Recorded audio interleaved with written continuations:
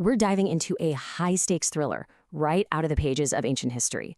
It's a story from Babylon about a forgotten dream, a seriously furious king, and a deadly ultimatum that put the entire city's brain trust on death row. Seriously, think about that.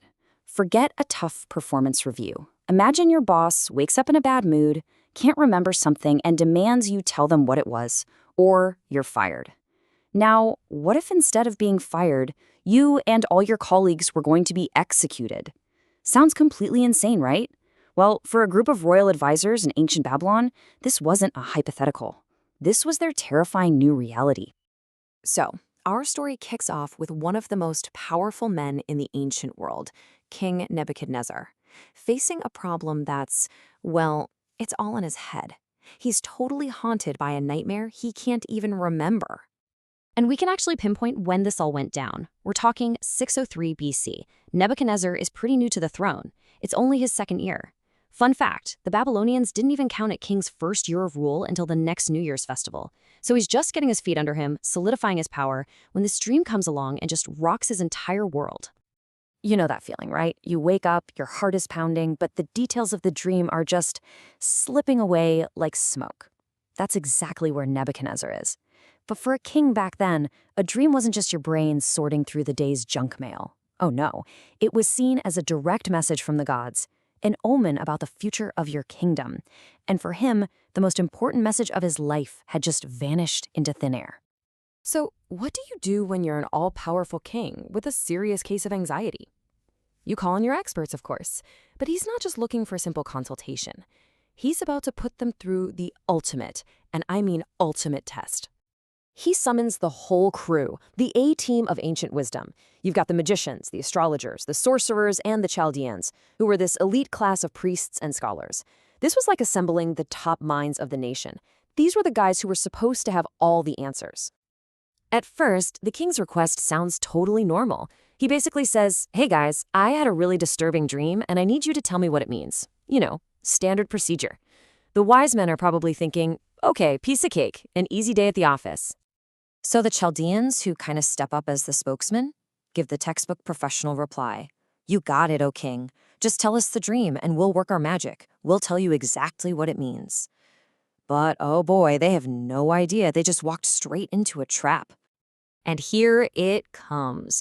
The king drops the bomb. He says, "Yeah, about that, the dream is gone. I don't remember it." So he's not asking them to interpret it. He's demanding they first tell him what he dreamed in the first place. And if they can't, well, the penalty isn't just getting fired. It's a gruesome public execution where they'll be cut into pieces. You can just imagine the silence in the room. The advisors are completely stunned. This request it's absolutely unprecedented. Reading the king's mind is not in their job description, and it's definitely not something they know how to do. Their answer now will decide the fate of every single wise man in Babylon.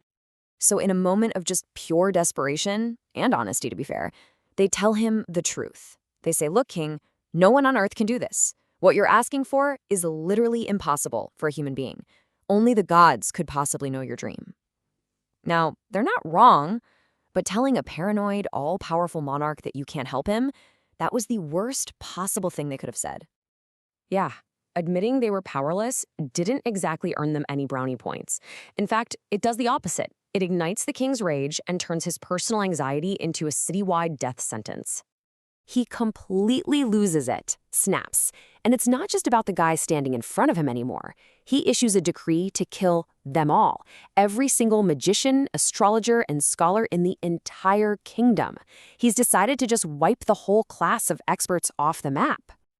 So why such an insane overreaction? Well, let's break it down. First, he was convinced this dream was a critical message from the gods, and he needed absolute proof that the interpretation was legit, not just some clever guess. Second, he already suspected his advisors were a bunch of fakes. This impossible task was his way of testing them, a loyalty test of their actual power. And finally, you have to remember, this is a world of absolute power. A king's whim is law, and failing him wasn't just a mistake, it was treason. So just as the king's guard is starting to carry out this horrifying execution order, our protagonist enters the story, a young man who wasn't even in the throne room for that first disastrous meeting, but who is now, suddenly, a dead man walking. The captain of the guard, a man named Arioch, begins his grim task, and on his list are Daniel and his 3 friends. They're technically part of the wise men class because of their training, so they're about to be executed for a failure they had absolutely nothing to do with. And this is where the story pivots. Look at the contrast. When the guards show up, Daniel doesn't panic. The other wise men freaked out, argued, and finally admitted defeat.